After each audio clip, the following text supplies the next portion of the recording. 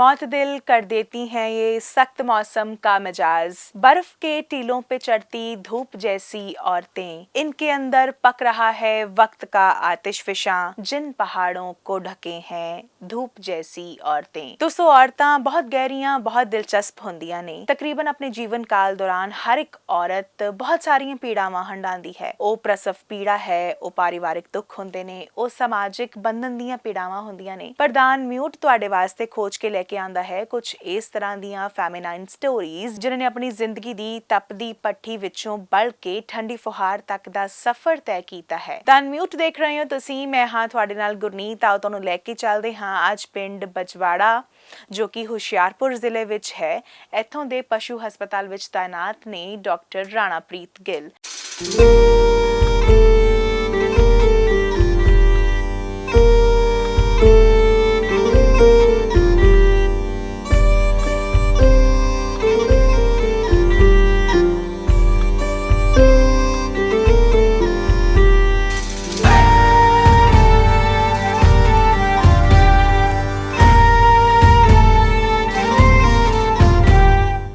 ਜ਼ਿੰਦਗੀ ਦੇ ਵਿੱਚ ਕੁਝ ਬਣਨ ਲਈ, ਕੁਝ ਮੁਕਾਮ ਹਾਸਲ ਕਰਨ ਲਈ ਬੜਾ ਕੁਝ ਸਹਿਣਾ ਪੈਂਦਾ ਹੈ। ਬੜੀਆਂ ਮੁਸ਼ਕਿਲਾਂ ਦਾ, ਬੜੀਆਂ ਚੁਣੌਤੀਆਂ ਦਾ ਸਾਹਮਣਾ ਕਰਨਾ ਪੈਂਦਾ ਹੈ। ਪਰ ਜਿਹੜੀਆਂ ਔਰਤਾਂ, ਖਾਸ ਕਰਕੇ ਮੈਂ ਔਰਤਾਂ ਕਹੂੰਗੀ ਕਿਉਂਕਿ ਜਿਹੜੀਆਂ ਔਰਤਾਂ ਇਹਨਾਂ ਸਾਰੇ ਮੁਕਾਮਾਂ ਨੂੰ ਪਾਰ ਕਰ ਲੈਂਦੀਆਂ ਹਨ ਤੇ ਆਪਣੇ ਇੱਕ ਜ਼ਿੱਦ ਤੇ ਡਟੀਆਂ ਰਹਿੰਦੀਆਂ ਹਨ ਕਿ ਅਸੀਂ ਕੁਝ ਕਰਕੇ ਹੀ ਦਿਖਾਣਾ ਹੈ, ਉਹੀ ਇਹ ਮੁਕਾਮ ਜਿਹੜਾ ਉਹ ਹਾਸਲ ਕਰ ਪਾਉਂਦੀਆਂ ਹਨ। ਔਰਤ ਲਈ ਜ਼ਮਾਨਾ ਕਦੇ ਵੀ ਨਹੀਂ ਸੀ ਬਦਲਿਆ ਤੇ ਨਾ ਹੀ ਚੀਜ਼ਾਂ ਬਿਲਕੁਲ ਠੀਕ ਹੋ ਸਕਦੀਆਂ ਨੇ। ਸਫਲਤਾ ਤੱਕ ਪਹੁੰਚਣ ਲਈ ਸਫਲ ਔਰਤਾਂ ਨੇ ਖੁਦ ਹੀ ਰਾਹ ਬਣਾਏ ਨੇ। ਡਾਕਟਰ ਰਾਣਾਪ੍ਰੀਤ ਗਿੱਲ ਬਚਪਨ ਤੋਂ ਹੀ ਬਹੁਤ ਇੰਟੈਲੀਜੈਂਟ ਸਨ। ਸਾਇੰਸ ਵਿੱਚ ਦਿਲਚਸਪੀ ਘੱਟ ਹੀ ਸੀ। ਲਿਟਰੇਚਰ ਜ਼ਿਆਦਾ ਪਸੰਦ ਕਰਿਆ ਕਰਦੇ ਸਨ। ਪਿਤਾ ਅੰਗਰੇਜ਼ੀ ਦੇ ਲੈਕਚਰਰ ਸਨ ਤੇ ਮਾਤਾ ਜ਼ੂਓਲੋਜੀ ਦੀ ਅਧਿਆਪਿਕਾ। ਇਹ ਸ਼ਾਇਦ ਜੀਨਸ ਦਾ ਮਸਲਾ ਸੀ ਕਿ ਰਾਣਾ ਵਿੱਚ ਇਹ ਦੋਵੇਂ ਖੂਬੀਆਂ ਆਈਆਂ। ਉਹਨਾਂ ਅੰਗਰੇਜ਼ੀ ਵਿੱਚ ਕੁਝ ਕਿਤਾਬਾਂ ਲਿਖੀਆਂ ਤੇ ਜ਼ਿਆਦਾਤਰ ਕਿਤਾਬਾਂ ਪੈਟਸ ਨਾਲ ਸੰਬੰਧਿਤ ਸਨ, ਜਿਨ੍ਹਾਂ ਵਿੱਚ ਉਹਨਾਂ ਆਪਣੇ ਤਜਰਬੇ ਵੀ ਸਾਂਝੇ ਕੀਤੇ।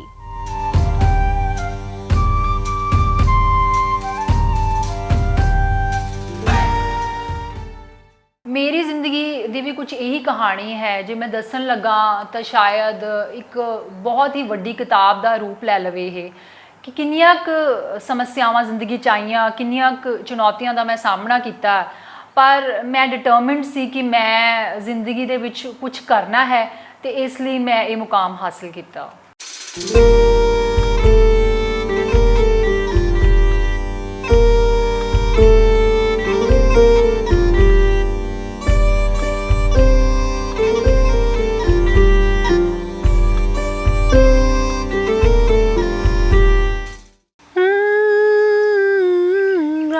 ढल रही है, सुबह हो गई, मैं तुम्हारी याद लेके खो गई। अब तो मेरी दास्तां हो तुम, झूमती बहार है कहाँ हो तुम, प्यार से पुकार लो जहाँ हो तुम, प्यार से पुकार लो जहाँ हो तुम हमारी जिंदगी के बाग हो, तुम हमारी राह के चिराग हो, मेरे लिए आसमां हो तुम, झूमती बहार है कहाँ हो तुम, प्यार से पुकार लो जहाँ हो तुम, प्यार से पुकार लो जहाँ हो तुम। ਮੈਂ ਆਪਣੇ ਫਾਦਰ ਸਾਹਿਬ ਨੂੰ ਕਿਹਾ ਕਿ ਮੈਂ ਪਿੰਡ 'ਚ ਜੌਬ ਕਿਉਂ ਕਰਾਂ। ਇੱਕ ਪਿੰਡ ਜਿਹੜਾ ਕਿ ਇੰਨਾ ਦੂਰ ਹੈ, ਇੰਨੀ ਇੰਟੀਰੀਅਰ ਦੇ ਵਿੱਚ ਹੈ, ਜਿੱਥੇ ਲੋਕ ਇੰਨੇ ਐਜੂਕੇਟਡ ਨੇ। ਮੈਂ ਇੱਕ ਯੂਨੀਵਰਸਿਟੀ ਦੀ ਪੜ੍ਹੀ ਲਿਖੀ ਕੁੜੀ ਉੱਥੇ ਜੌਬ ਨਹੀਂ ਕਰ ਸਕਦੀ। ਸੋ ਮੇਰੇ ਲਈ ਇਹ ਬਹੁਤ ਮੁਸ਼ਕਿਲ ਸੀਗਾ ਇਹ ਫੈਸਲਾ ਲੈਣਾ, ਇਸ ਜੌਬ ਨੂੰ ਤੇ ਸਟਿਕ ਕਰਨਾ। ਪਰ ਮੇਰੇ ਫਾਦਰ ਸਾਹਿਬ ਨੇ ਕਿਹਾ ਨਹੀਂ, you have to do it. So ਇਹ ਸਿਲਸਿਲਾ ਚੱਲਦਾ ਰਿਹਾ ਤੇ ਮੈਂ ਉਸ ਜੌਬ ਦੇ ਵਿੱਚ ਟਿਕੀ ਰਹੀ। ਸੋ ਜੌਬ ਨੂੰ ਛੱਡਣ ਦੇ ਬਹੁਤ ਸਾਰੇ ਕਾਰਨ ਬਣ ਗਏ। ਸਭ ਤੋਂ ਪਹਿਲਾਂ ਤਾਂ ਲੋਕਾਂ ਦੇ ਕਮੈਂਟ ਸੁਣਨ ਦੀ ਬਿਲਕੁਲ ਆਦਤ ਨਹੀਂ ਸੀ। ਜੇ ਕਿਸੇ ਕੰਡਕਟਰ ਨੇ ਕਹਿ ਦੇਣਾ ਕਈ ਵਾਰ ਕਿ ਇਹ ਬੱਸ ਬਘੇਲੇ ਚੱਲੀ ਹੈ, ਚੰਡੀਗੜ੍ਹ ਨਹੀਂ ਚੱਲੀ ਮੈਡਮ, ਤਾਂ ਸੁਣ ਕੇ ਬੜਾ ਹੀ ਗੁੱਸਾ ਆਉਣਾ ਤੇ ਬੜਾ ਐਂਬੈਰਸਡ ਫੀਲ ਕਰਨਾ। ਫਿਰ ਬੱਸਾਂ ਦੀ ਕਨੈਕਟੀਵਿਟੀ ਦੇ ਕਾਰਨ ਕਈ ਵਾਰ ਬੱਸ ਸਟੈਂਡ ਦੇ ਉੱਤੇ 2-2 ਘੰਟੇ ਵੇਟ ਕਰਨੀ ਪੈਣੀ। ਫਿਰ ਉਸ ਤੋਂ ਬਾਅਦ ਪਿੰਡ ਦੇ ਜਿਹੜੇ ਪਬਲਿਕ ਸੀਗੇ ਪਿੰਡ ਦੇ ਵਿੱਚ, ਉਹਨਾਂ ਨੇ ਐਜ਼ ਅ ਡਾਕਟਰ ਨਹੀਂ ਐਜ਼ ਨਰਸ ਕਹਿ ਕੇ ਬੁਲਾਉਣਾ। ਸੋ ਇਹਨਾਂ ਛੋਟੀਆਂ-ਛੋਟੀਆਂ ਗੱਲਾਂ ਤੇ ਬਹੁਤ ਜ਼ਿਆਦਾ ਗੁੱਸਾ ਆਉਂਦਾ ਸੀਗਾ ਤੇ ਲੱਗਦਾ ਸੀਗਾ ਕਿ ਇਟਸ ਨਾਟ ਵਰਥ ਇਟ।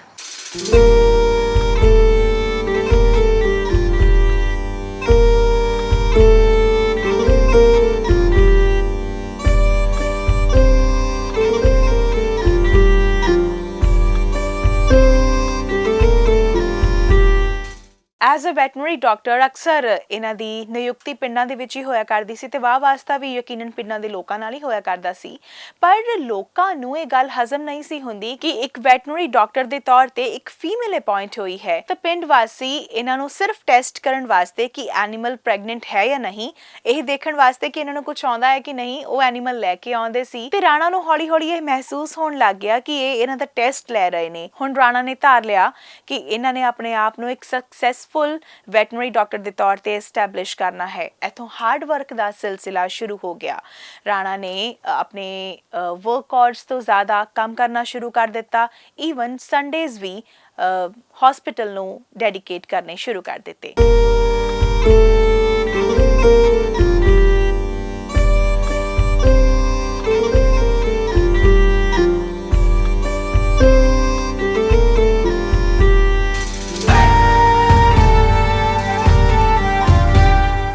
ਇਹਨਾਂ ਨੇ ਆਪਣੇ ਪਿਤਾ ਦੇ ਕਹਿਣ ਤੇ ਵਿਗਿਆਨ ਵਿਸ਼ਾ ਚੁਣਿਆ ਤੇ 2000 ਵਿੱਚ ਇਹਨਾਂ ਨੂੰ ਕਾਲਜ ਆਫ ਵੈਟਰਨਰੀ ਸਾਇੰਸਸ ਵਿੱਚ ਦਾਖਲਾ ਮਿਲ ਗਿਆ।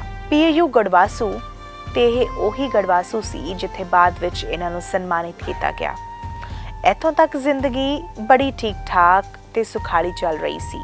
ਇਸ ਤੋਂ ਬਾਅਦ ਅਸਲ ਚੈਲੰਜਸ ਦਾ ਦੌਰ ਸ਼ੁਰੂ ਹੋ ਗਿਆ। 2006 ਵਿੱਚ ਰੂਰਲ ਵੈਟਰਨਰੀ ਆਫਿਸਰ ਦੀਆਂ ਅਸਾਮੀਆਂ ਨਿਕਲੀਆਂ।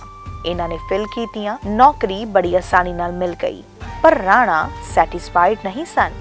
ਉਹ ਪਿੰਡ ਵਿੱਚ ਜੌਬ ਕਿਸੇ ਹਾਲ ਵਿੱਚ ਨਹੀਂ ਸਨ ਕਰਨਾ ਚਾਹੁੰਦੇ, ਪਰ ਪਿਤਾ ਨੇ ਸਮਝਾਇਆ ਕਿ ਇਹ ਸਰਕਾਰੀ ਨੌਕਰੀ ਹੈ, ਕਿਸੇ ਵੀ ਕੀਮਤ ਤੇ ਛੱਡਣੀ ਨਹੀਂ। ਸੋ ਰਾਣਾ ਨੇ ਔਖੇ ਸੌਖੇ ਆਪਣਾ ਮਨ ਬਣਾਇਆ।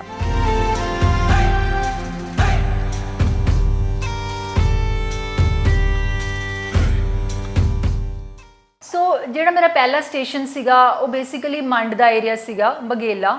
ਇਹ ਨਕੋਦਰ ਜਗਰਾਉਂ ਰੋਡ ਦੇ ਵਿੱਚ ਬੜਾ ਇੰਟੀਰੀਅਰ ਤੇ ਸਟੇਸ਼ਨ ਸੀਗਾ ਤੇ ਸਟੇਸ਼ਨ ਤੇ ਜਾਣ ਲਈ ਪਹਿਲਾਂ ਮੈਨੂੰ ਨਕੋਦਰ ਤੋਂ ਮਹਿਤਪੁਰ ਤੱਕ ਬੱਸ ਲੈਣੀ ਪੈਂਦੀ ਸੀ, ਫਿਰ ਮਹਿਤਪੁਰ ਤੋਂ ਬਘੇਲੇ ਤੱਕ ਬੱਸ ਲੈਣੀ ਪੈਂਦੀ ਸੀ, ਚੇਂਜ ਕਰਨੀ ਪੈਂਦੀ ਸੀ।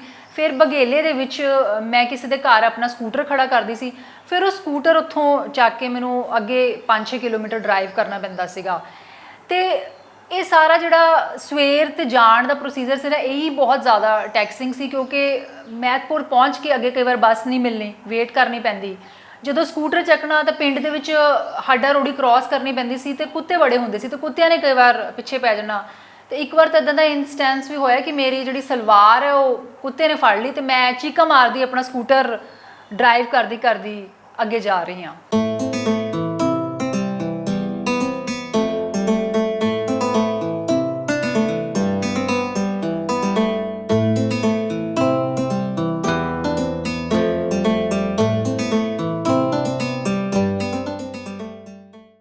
ਜਦੋਂ ਮੈਂ ਜਿਹੜਾ ਪਿੰਡ ਸੀਗਾ ਉਹਦੇ ਵਿੱਚ ਮੇਰੀ ਫਰਸਟ ਪੋਸਟਿੰਗ ਸੀਗੀ, ਜੁਆਇਨ ਕੀਤਾ ਬਘੇਲਾ, ਤਾਂ ਉੱਥੇ ਮੈਂ ਇੱਕ ਲੇਡੀ ਹੈਲਪਰ ਨੂੰ ਇੰਪਲੋਏ ਕੀਤਾ ਜਿਹਦਾ ਨਾਮ ਮਿੰਦੋ ਸੀਗਾ। ਉਹ ਅਰਾਊਂਡ 60-65 ਇਅਰਸ ਦੀ ਲੇਡੀ ਸੀ ਤੇ ਉਹਦਾ ਪਿੰਡ ਵਿੱਚ ਬੜਾ ਰਸੂਖ ਸੀ, ਬੜੀ ਪੋਲੀਟੀਕਲੀ ਐਕਟਿਵ ਸੀ।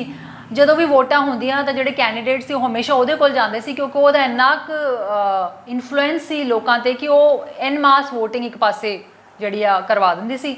ਤੇ ਜਦੋਂ ਮੈਂ ਉਹਨੂੰ ਹੈਲਪਰ ਰੱਖੇ ਤਾਂ ਸਾਡੇ ਈਗੋ ਕਲੈਸ਼ਸ ਬੜੇ ਹੋਣ ਲੱਗ ਪਏ ਕਿਉਂਕਿ ਪਿੰਡ ਦੇ ਲੋਕ ਉਹਨੂੰ ਚਾਚੀ ਕਹਿੰਦੇ ਸੀ ਤਾਂ ਉਹਨੇ ਐਕਸਪੈਕਟ ਕੀਤਾ ਕਿ ਮੈਂ ਵੀ ਉਹਨੂੰ ਚਾਚੀ ਕਵਾਂ, ਪਰ ਮੈਂ ਉਹਨੂੰ ਐਜ਼ ਐਨ ਇੰਪਲੋਈ ਟਰੀਟ ਕਰਦੀ ਸੀ ਕਿ ਮੈਂ ਡਾਕਟਰ ਹਾਂ, ਉਹ ਹੈਲਪਰ ਹੈ।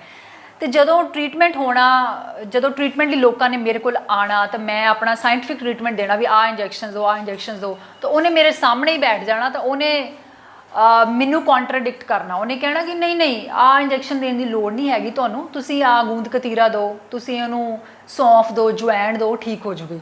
ਸੋ ਇਦਾਂ ਦੀਆਂ ਤਾਂ ਮੈਂ ਉਹਨੂੰ ਸਮਝਾਉਣਾ ਕਿ ਨਹੀਂ, ਜਿਹੜਾ ਟ੍ਰੀਟਮੈਂਟ ਦਵਾਈਆਂ ਨਾਲ ਹੁੰਦਾ ਉਹ ਇਹਨਾਂ ਚੀਜ਼ਾਂ ਨਾਲ ਨਹੀਂ ਹੁੰਦਾ, ਪਰ ਇਹ ਗੱਲਾਂ ਉਹਦੀ ਸਮਝ ਤੋਂ ਬਾਹਰ ਸੀਆਂ। ਤੇ ਉਸ ਸਟੇਸ਼ਨ ਤੇ ਮੈਂ ਆਊਟਡੋਰ ਕੇਸਿਸ ਕਰਦੀ ਸੀ, ਮੈਂ ਲੋਕਾਂ ਦੇ ਘਰਾਂ ਦੇ ਵਿੱਚ ਜਾਂਦੀ ਸੀ, ਮੈਂ ਲੋਕਾਂ ਦੇ ਘਰਾਂ ਜਾ ਕੇ ਐਨੀਮਲਸ ਦਾ ਟ੍ਰੀਟਮੈਂਟ ਕਰਦੀ ਸੀ, ਤੇ ਮਿੰਦੋ ਹਮੇਸ਼ਾ ਮੇਰੇ ਨਾਲ ਜਾਂਦੀ ਸੀ ਕਿਉਂਕਿ ਮੰਡ ਦਾ ਏਰੀਆ ਸੀ, ਬੇਟ ਦਾ ਏਰੀਆ ਸੀਗਾ, ਰੇਤਾ ਬਹੁਤ ਜ਼ਿਆਦਾ ਸੀਗਾ, ਤੇ ਜਦੋਂ ਮੇਰਾ ਸਕੂਟਰ ਚਲਾਉਣਾ ਤਾਂ ਅਕਸਰ ਸਕਿਡ ਕਰ ਜਾਂਦਾ ਸੀ। ਤੇ ਇੱਕ ਵਾਰ ਇੱਦਾਂ ਹੀ ਅਸੀਂ ਕੇਸ ਕਰਨ ਗਏ ਤਾਂ ਮੇਰਾ ਸਕੂਟਰ ਸਕਿਡ ਕਰ ਗਿਆ ਤੇ we had a very bad fall, ਅਸੀਂ ਬੜੇ ਬੁਰੇ ਤਰੀਕੇ ਨਾਲ ਸਾਡੇ ਸੱਟਾਂ ਲੱਗੀਆਂ, ਤੇ ਉਹ ਵੀ ਗਿਰੀ, ਉਹਦੇ ਵੀ ਉਨੀਆਂ ਹੀ ਸੱਟਾਂ ਲੱਗੀਆਂ ਜਿੰਨੀਆਂ ਮੇਰੇ ਲੱਗੀਆਂ, ਪਰ ਉਹ ਇੱਕਦਮ ਉੱਠੀ ਤੇ ਉਹਨੇ ਫਟਾਫਟ ਮੈਨੂੰ ਖੜਾ ਕਰਕੇ ਤਾਂ ਮੈਨੂੰ ਐਗਜ਼ਾਮਿਨ ਕੀਤਾ ਕਿ ਡਾਕਟਰ ਸਾਹਿਬ ਤੁਸੀਂ ਠੀਕ ਹੋ। ਤੇ ਉਦੋਂ ਮੈਂ ਇਹ ਚੀਜ਼, ਉਸ ਦਿਨ ਮੈਨੂੰ ਇਹ ਚੀਜ਼ ਦੀ ਰਿਅਲਾਈਜੇਸ਼ਨ ਹੋ ਗਈ ਕਿ ਵਾਕਈ ਉਹ ਮੇਰੀ ਬੜੀ ਕੇਅਰ ਕਰਦੀ ਸੀ। ਤੇ ਉਸ ਦਿਨ ਤੋਂ ਬਾਅਦ ਜਿਹੜਾ ਸਾਡਾ ਰਿਲੇਸ਼ਨਸ਼ਿਪ ਹੈ, ਅਸੀਂ ਦੋਨਾਂ ਨੇ ਇੱਕ ਦੂਜੇ ਨੂੰ ਅੰਡਰਸਟੈਂਡ ਕਰਨਾ ਸ਼ੁਰੂ ਕਰ ਦਿੱਤਾ।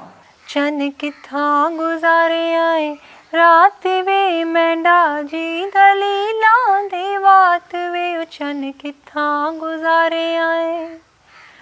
ਕੋਠੇ ਤੇ ਫਿਰ ਕੋਠੜਾ ਮਾਹੀ ਕੋਠੇ ਸੁਖਦਾ ਘਾ ਭਲਾ,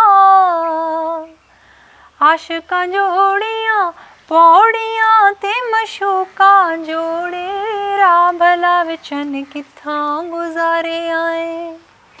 ਉਹ ਚੰਨ ਕਿੱਥਾਂ ਗੁਜ਼ਾਰੇ ਆਏ ਰਾਤ ਵੇ ਮੈਂਡਾ ਜੀ ਦਲੀਲਾਂ ਦੀ ਬਾਤ ਵੇ, ਉਹ ਚੰਨ ਕਿੱਥਾਂ ਗੁਜ਼ਾਰੇ ਆਏ।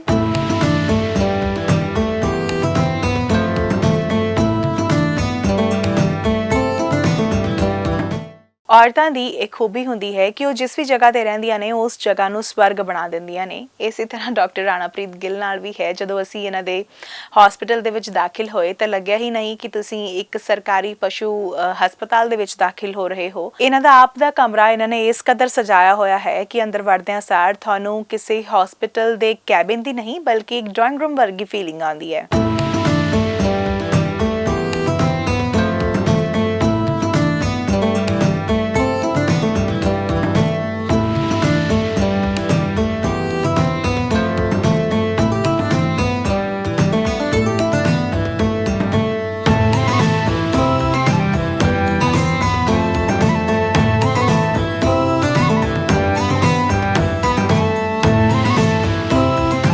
ਰਾਣਾ ਦੀ ਸਾਰੀ ਫੈਮਿਲੀ, ਮਾਤਾ ਪਿਤਾ ਤੇ ਭਰਾ ਫੋਰਨ ਸੈਟਲ ਨੇ।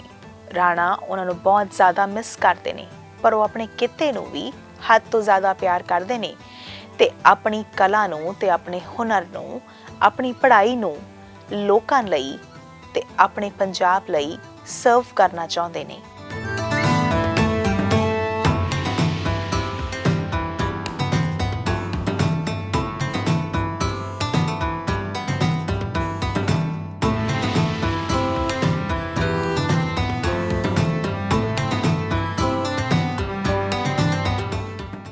ਔਰਤ ਭਾਵੇਂ ਜਿੰਨੀ ਮਰਜ਼ੀ ਐਜੂਕੇਸ਼ਨ ਹਾਸਲ ਕਰ ਲਏ, ਪਰ ਕਿਤੇ ਨਾ ਕਿਤੇ ਉਹਨੂੰ ਐਜ਼ ਐਨ ਐਂਟਾਇਟੀ ਨਹੀਂ ਦੇਖਿਆ ਜਾਂਦਾ ਕਿ ਐਜ਼ ਓਵਰਆਲ ਕਿ ਉਹ ਐਜੂਕੇਟਡ ਵੀ ਹੈ, ਉਹ ਫੀਮੇਲ ਵੀ ਹੈ, ਉਹ ਸਾਰੀਆਂ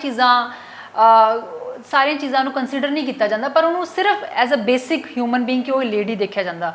ਸੋ ਜਦੋਂ ਮੈਂ ਜੌਬ ਜੁਆਇਨ ਕੀਤੀ, ਮੈਨੂੰ ਐਜ਼ ਅ ਪ੍ਰੋਫੈਸ਼ਨਲ ਨਹੀਂ ਦੇਖਿਆ ਜਾਂਦਾ ਸੀ। ਕਈ ਪਿੰਡ ਦੇ ਲੋਕ ਜਿਹੜੇ ਸੀ ਉਹ ਮੈਨੂੰ ਸਿਰਫ ਐਜ਼ ਅ ਲੇਡੀ ਕੰਸੀਡਰ ਕਰਦੇ ਸੀ। ਸੋ ਕੁਛ ਇੱਦਾਂ ਦੇ ਇੰਸੀਡੈਂਟਸ ਹੋਏ। ਫੋਰ ਐਗਜ਼ਾਮਪਲ, ਜਦੋਂ ਮੈਂ ਬੱਸ ਦੇ ਵਿੱਚ ਟਰੈਵਲ ਕਰਦੀ ਸੀ ਤਾਂ ਇੱਕ ਬਜ਼ੁਰਗ ਆਦਮੀ ਸੀ, ਉਹਨੇ ਮੈਨੂੰ ਆਪਣੇ ਐਨੀਮਲ ਦਾ ਉਹਦਾ ਟਰੀਟਮੈਂਟ ਕਰਦੀ ਸੀ, ਉਹਨੇ ਮੇਰੇ ਨਾਲ ਗੱਲਾਂ ਬਾਤਾਂ ਸ਼ੁਰੂ ਕਰ ਦਿੱਤੀ ਤੇ ਗੱਲ ਕਰਦੇ ਕਰਦੇ ਉਹਨੇ ਮੇਰੇ ਮੋਢੇ 'ਤੇ ਹੱਥ ਧਰ ਦਿੱਤਾ। ਤੇ ਮੈਨੂੰ ਇਹ ਚੀਜ਼ ਬੜੀ ਐਂਬੈਰਸਿੰਗ ਤੇ ਬੜੀ ਔਕਵਰਡ ਤੇ ਬੜੀ ਗਲਤ ਲੱਗੀ, ਪਰ ਇਸ ਦੇ ਬਾਵਜੂਦ ਜਿਹੜਾ ਮੇਰੇ ਤੋਂ ਆਵਾਜ਼ ਨਹੀਂ ਉਠਾਈ ਗਈ। ਫਿਰ ਇੱਕ ਇੱਦਾਂ ਦਾ ਇੱਕ ਹੋਰ ਇੰਸੀਡੈਂਟ ਹੋਇਆ ਕਿ ਮੈਂ ਘਰ ਦੇ ਵਿੱਚ ਟਰੀਟਮੈਂਟ ਕਰਨ ਗਈ ਤਾਂ ਬੰਦਾ ਅੱਗੋਂ ਕਹਿ ਰਿਹਾ ਕਿ ਰਾਣਾ ਤੇਰਾ ਸੂਟ ਬੜਾ ਸੋਹਣਾ। ਤਾਂ ਉਦੋਂ ਮੈਂ ਥੋੜ੍ਹੀ ਜਿਹੀ ਹਿੰਮਤ ਹਾਸਿਲ ਕੀਤੀ ਤਾਂ ਮੈਂ ਉਹਨੂੰ ਰਿਵਰਟ ਬੈਕ ਕੀਤਾ ਕਿ ਮੈਂ ਇੱਕ ਡਾਕਟਰ ਹਾਂ ਤੇ ਇੱਕ ਡਾਕਟਰ ਦੀ ਹੈਸੀਅਤ ਨਾਲ ਤੁਹਾਡੇ ਘਰ ਆਈ ਹਾਂ। ਤਾਂ ਫਿਰ ਉਹਨੇ ਮੈਨੂੰ ਅਪੋਲੋਜਾਈਜ਼ ਕੀਤਾ।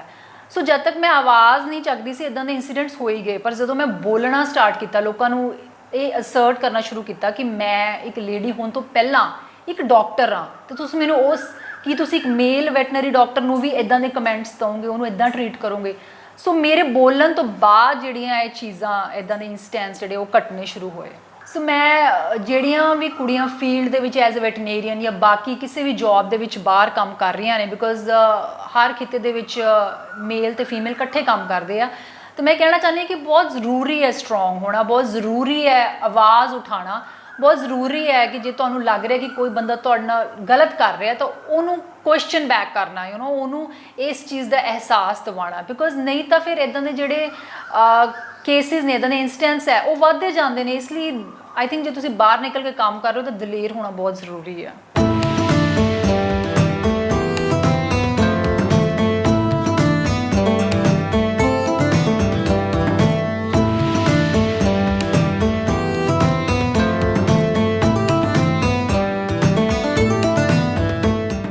ਦੋਜ਼ ਕਾਲਜ ਡੇਜ਼ 2018 ਚ ਲਿਖੀ ਰਾਣਾ ਦੀ ਆਪਣੀ ਕਹਾਣੀ ਹੈ, ਜਿਸ ਨੂੰ ਰੀਆ ਜਸਵਾਲ ਦੇ ਪਾਤਰ ਦਾ ਨਾਮ ਦਿੱਤਾ ਗਿਆ ਹੈ। ਭਾਰਤ ਦੇ ਨਾਮੀ ਅਖਬਾਰ ਜਿਵੇਂ ਦਾ ਟ੍ਰਿਬਿਊਨ, ਦਾ ਹਿੰਦੂ, ਹਿੰਦੁਸਤਾਨ ਟਾਈਮਸ, ਇਸ ਤੋਂ ਇਲਾਵਾ ਸਾਊਥ ਦੇ ਆਲਾ ਅਖਬਾਰਾਂ ਵਿੱਚ ਰਾਣਾ ਦੇ ਆਰਟੀਕਲਸ ਛਪ ਚੁੱਕੇ ਨੇ। ਇਸੇ ਤਰ੍ਹਾਂ ਇਹਨਾਂ ਦੀਆਂ ਹੋਰ ਕਿਤਾਬਾਂ ਦ ਮਿਸ ਐਡਵੈਂਚਰਸ ਆਫ ਅ ਵਿਟ ਔਰ ਮਾਇਆ ਵਰਗੀਆਂ ਖੂਬਸੂਰਤ ਕਿਤਾਬਾਂ ਨੂੰ ਵੀ ਕਾਫੀ ਨਾਮਣਾ ਮਿਲ ਚੁੱਕਾ ਹੈ। ਮੈਨੂੰ ਇੱਕ ਯਾਦ ਹੈ ਕਿ ਇੱਕ ਘਰ ਦੇ ਵਿੱਚ ਮੈਨੂੰ ਬਾਰ-ਬਾਰ ਬੁਲਾਇਆ ਜਾਂਦਾ ਸੀ ਕਿ ਜਦੋਂ ਕਿ ਉਹ ਡੌਗ ਬਿਲਕੁਲ ਠੀਕ ਸੀਗਾ ਤੇ ਮੈਨੂੰ ਬਾਰ-ਬਾਰ ਇਹ ਕਹਿ ਕੇ ਬੁਲਾਇਆ ਜਾਂਦਾ ਸੀਗਾ ਕਿ ਨਹੀਂ, ਡੌਗ ਨੂੰ ਕੋਈ ਸਮੱਸਿਆ ਹੈ। ਤੇ 2-3 ਵਾਰ ਵਿਜ਼ਿਟ ਕਰਕੇ ਰਿਅਲਾਈਜ਼ਡ ਕਿ ਨਹੀਂ, ਜਿਹੜਾ ਓਨਰ ਹੈ ਉਹ ਜਸਟ ਇਜ਼ ਬਲਫਿੰਗ ਵਿਦ ਮੀ।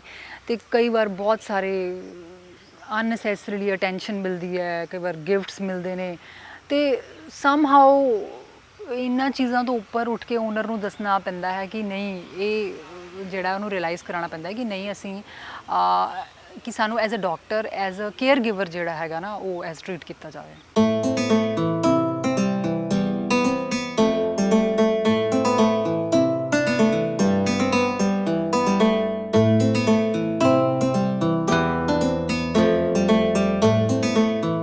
ਕੌਣ ਕਹਿੰਦਾ ਹੈ ਔਰਤਾਂ ਕਮਜ਼ੋਰ ਹੁੰਦੀਆਂ ਨੇ?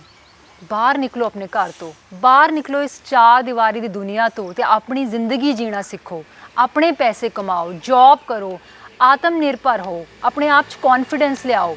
ਇਹ ਹੋਣੀ ਚਾਹੀਦੀ ਹੈ ਔਰਤਾਂ ਦੀ ਸੋਚ ਤੇ ਇਹੀ ਹੈ ਵੂਮਨ ਇੰਪਾਵਰਮੈਂਟ।